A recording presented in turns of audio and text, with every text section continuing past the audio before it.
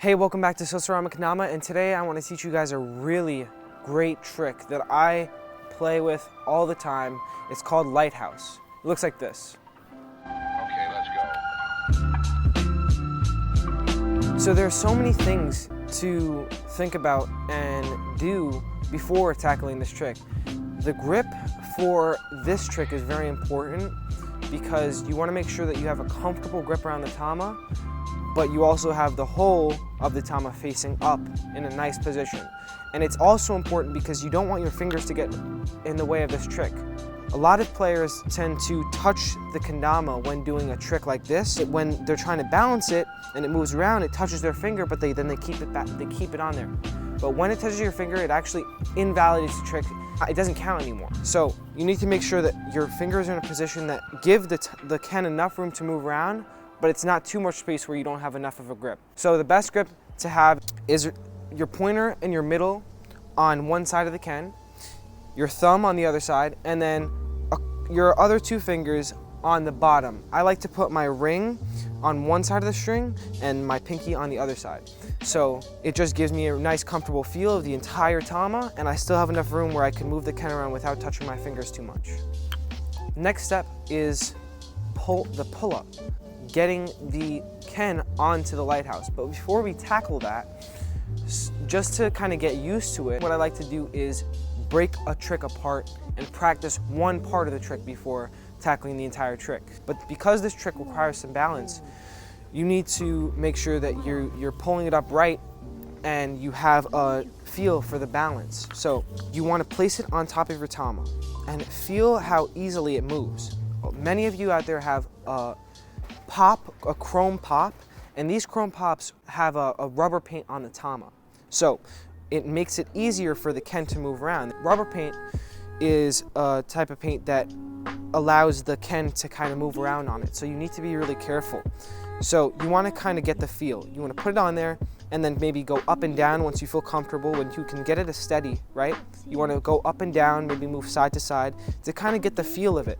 Shake it around a little bit, move it around, and you can just try that. It really will help tremendously when pulling it up, because then you'll be able to balance it. Another thing to think about when practicing this trick is to focus on the top of the ken, not the bottom. The bottom is the last thing to move. So you focus on the top, the very top of the spike. The ken doesn't move as fast as that does. This starts leaning before that does, before the base cup does. So you need to look at the spike or anywhere really in the general top, and if it moves this way, you gotta move with it. So it's very important to get the balance act of it. Another exercise that you could try is just when you pull up, it's going to be landing on the top of the tama. So you want to get the feel of just dropping it on the tama and then balancing it. So next step is the pull-up. I taught in the airplane video that you want to keep the hole where the string comes out of facing you when you pull up to the airplane. So it's the same idea when it comes to the positioning of the ken when it's hanging. You want to keep the ken so that the hole where the string's coming out of is facing you. And something that you'll notice with your kendama is that when hanging the ken down, the tama is always at an angle, a slight angle. So to pull it up straight, you have to pull the tama at an angle. So I like to have it with the string, with the hole that string faces out of facing me, and I like to pull up, but what I do when I pull up is I pull a little bit towards me. So I pull up and towards me, and it really doesn't take that much. One thing I forgot to mention that'll really help you out is making sure, number one, that the ken is still. It has to be almost completely still when you position it in front of you. And if it's not still and you find that it's turning around a lot, what you do, this is like a secret kendama tip that I don't see a lot of people talk about. You just give the ken the tama a little bit of a shake, so you hear that bead, because there's a bead inside there, and it detangles the string, and then it should stop spinning. It's good to go. You only need a slight pull, and you want to pull it right to the chest. All these tricks, you really want to pull right to the chest. That's going to be very important to be able to know how much of a pull you need to get the ken or the tama up to your chest. But pull the ken up to your chest, and once it reaches that apex, once it stops right before it starts falling again, you want to come right under it with the tama. Just like you practice doing this, you want to come right under it with the tama. So you pull up, and in a little bit, and land it on the tama. So once you have it steady, you landed the lighthouse.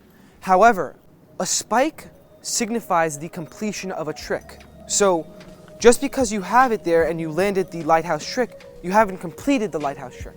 It's important in Kendama to finish your tricks on the spike. So when you pull up to lighthouse, you're here and the string is facing you. So once you're at this angle, what you want to do is you want to push out.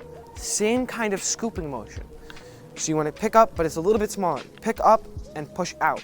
And then what happens is the Ken turns and you can get right under it with a tama. And you want to aim for that tama hole. So you focus on the Ken, you have it balanced. Once it's stopped, you pick up and come in with that little bit of a scoop. It's a really fun trick and it's really hard to master because it requires a lot of balance, especially with the kind of paint that a lot of you guys are playing on. So you really have to practice balancing it, moving it around. Maybe you walk 10 steps this way, 10 steps that way to really get the feel of it. This is a super hard trick. This is the second tama trick that most players learn. This is the second tama trick I'm teaching. You learned airplane, it's on my YouTube channel, Sosarama Kendama, if you haven't watched it already. So you really need to practice it. It's a hard one. It goes from the airplane, which is a challenge in itself, and then it goes right to the lighthouse for most players. Send me your videos. I always give a discount code to people that send me their videos. So send me a video of you practicing this trick and getting it. And remember, once you have it here, you have to finish your trick, you spike it. So you always want to finish your tricks with the spike. Thanks for watching. I hope to see you soon. I'm going to be posting a poll today on which trick you want to learn next, so stay tuned for that on my Instagram. Do whatever you want to do to show your appreciation, whether that's liking or subscribing. I'd appreciate anything. Write a comment, anything. I'm here for all of you guys. Sosarama out.